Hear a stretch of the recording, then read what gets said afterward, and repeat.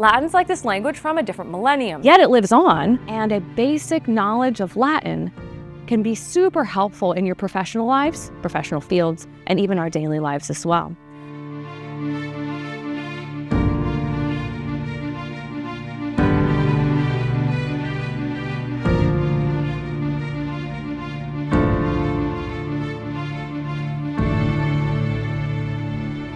Salvete sodales iterumque bonum diem, hodie de lingua latina loquemur. Today we're going to be talking about Latin. So what is Latin, you might ask? Well, it's this really old language, and it is a member of the Italic language group, and in Roman times was cultivated in the Italian peninsula and then spread throughout the Roman Empire. It is now the official language of the Holy See, and that's the government of the Roman Catholic Church in the Vatican City State in Rome, in Italy. So why might one want to study Latin? Also a great question. We actually use a lot of Latin in our daily lives, like mottos. A lot of institutions have Latin mottos. Also, the English language has many roots and prefixes and suffixes that come from Latin. In law, there are many legal expressions that come from Latin, like quid pro quo, affidavit, alias, alibi, bona fide, etc., etc., etc. Medicine uses a lot of Latin too. There are some terms, and really super common terms, like stat, antecibum, or probably antecibum, and a lot of anatomical terms that doctors and physical therapists and other physicians use every day. Sciences also use Latin all the time. The periodic table is absolutely littered with Latin. If you ever wanted to know why it's PB, it's not peanut butter, that's plumbum, it's lead. Or why it's AU for gold, it's not G, it's AU for aurum, which is gold in Latin, but it's AG for argentum, which is silver in Latin, it's not an S. If you're thinking about the names of animals, genus and species names are also Latin or slightly Latin adjacent. Planets, we love all of our planets, Venus, Mercury, Neptune, Saturn, and even little Pluto. Still a planet in our hearts, dear Pluto. Also a Roman god. We even like to put Latin on our money. Take a look. E pluribus unum. There it is. But that's like super weird, right? Like that we have Latin on American money, on our money. Latin's like this language from a different millennium, a different continent, an entirely different hemisphere. Yet it lives on, and a basic knowledge of Latin can be super helpful in your professional lives, professional fields, and even our daily lives as well. Let's circle back to this e pluribus unum notion. Did you know that this phrase is Latin? I mean, I hope so, because I just told you. But it means out of many, one. And this phrase was selected to represent the many states coming together to form one union. It is on American money, and it is also on the Great Seal. You can see the Latin right there. And along with this Latin, e pluribus unum, let's take a look and see what other symbols that we might see. Notice there's an eagle, an olive branch with 13 olives, 13 arrows, the shield, and then 13 stars up above. That's a lot of symbols, isn't it? There's a lot going on there, right next to the Latin. American coins, too, have the e pluribus unum, and are all full of like the same type of symbolism that we just saw in the Great Seal. So look at this page from the U.S. Mint. Notice the symbols from the Great Seal are here in our coins. Did you know that many of our symbols have Roman origins too? Right? It's crazy. So when was the last time you actually took a look at American money with your own eyeballs? It's kind of been a while probably, right? Like, you know, we use a lot of virtual money and our Zelle and our Venmo and our PayPal, but like we don't always look at the coins that these stand in for. Well, this is what they look like. Maybe you did chores to get these coins when you were children. I know I give my kids coins for their chores all the time. So here is a nickel and a dime, and notice the elements that are present in this nickel and this dime. There are words in English and in Latin, faces of deceased presidents, the year the coin was minted, the amount the coin is worth, and an indication of where the coin was minted. There are also representations of buildings and symbols adopted by America representing things that are important to America. So you've got to be asking, like, well, why do we care about this stuff on our money? Have you ever thought of coins as being like little advertisements?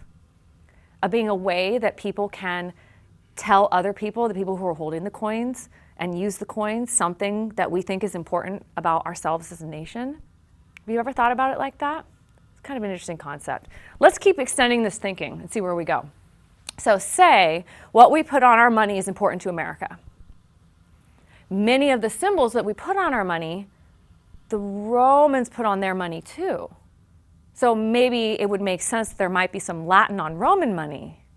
You want to see some Roman money? Let's take a look. Look, this is a denarius. Notice the elements, the same kind of elements that we saw in American money. You see words in Latin. Well, I mean, that makes sense, right? It's Roman money, okay?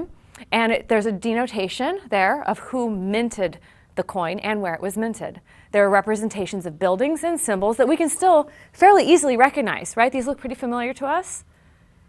And maybe we can look at the eagle and the arrows and the temple on this coin and consider what those symbols might mean for people holding and using this coin, right? So this coin is from 43 BC, ante Christum natum, before the birth of Christ. It is from Rome, and it looks pretty similar on the reverse is the backside, to an American quarter and penny, right?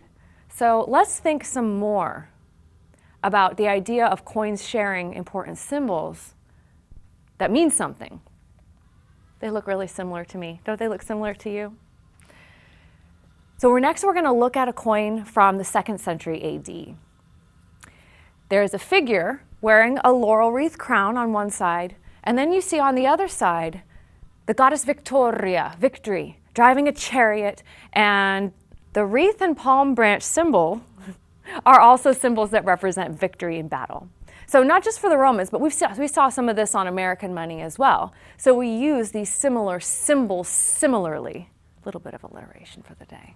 So this coin was minted to announce one of this Roman emperor's military endeavors. So consider the reverse with the 4-horse chariot. That's a big one. That's a big one. And Victoria Ipsa, driving that chariot, gives us a clue. So this was minted under the reign of Septimius Severus. That's the emperor here. And he was the one who would actually expand the Roman borders through the empire as far as they would ever go. Victoria and border expansion. Interesting. This last Roman coin is from the Roman Republican era, from 211 BC, before Christ, ante Christum natum, and it's during the time of the Punic Wars. The Punic Wars were a time of tremendous military progress and conflict for Rome, and this coin was minted in Rome. See the helmeted head of the goddess Roma. The Romans loved to personify and deify Roma, Rome, Ipsa, Rome herself. And that is both the name of their capital city and their entire empire, Rome. So to the left of Roma, you see that there's a denominational mark telling how much the coin is worth. It's a 10, which means it's a denarius. Dinar means 10. And the reverse side, that's the back side, you see the inscription Roma, so you know for sure it's Roma if you hadn't known that before. So the identity of the goddess is perfectly clear. Also on the reverse, we see these two guys. See these two guys over here? These are the Dioscuri. They're galloping. They're twins, Castor and Pollux, and they are from Greek mythology. And what's interesting about these guys from Greek mythology is now we see these guys from Greek mythology on a Roman coin. The Romans have adopted and adapted Greek mythology for their own purposes. So according to legend, the Dioscuri are said to have fought alongside the Romans, assisting in victory, and then taking the news of victory back to Rome. So you got the military symbols of the helmeted goddess and the Dioscuri on horseback galloping with their spears. And this would have been a really important image for this period of time because it could have been seen as an announcement to the people that were using these coins daily. Rome, I remember at that time, was in the Second Punic War, and they were really nervous about the future of their country. So if we're thinking about coins as being little messages, the people carrying the coins would be like, okay, maybe we're safe now.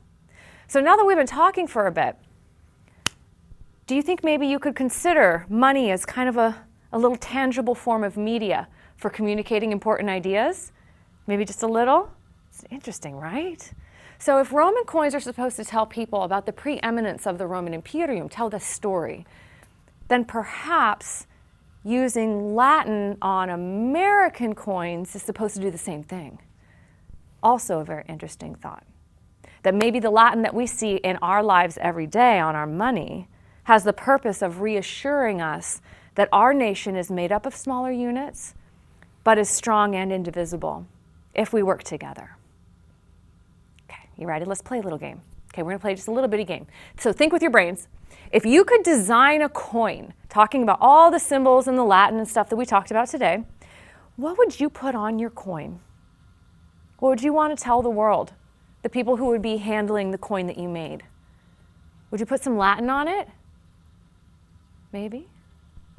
Come join me in Latin class to hear some more about where else we see this ancient language from another millennium, another empire, another continent entirely, and what else has come from Rome to us and the symbols and the mythology that it brought along with it. We see these symbols every day, and sometimes we don't even notice them, but learning about their history can help us connect with the symbols in our modern life even more. Latin does indeed matter just a little bit in our everyday lives. And isn't that just cool? Gratias vobis ago. Thank you all so much for listening.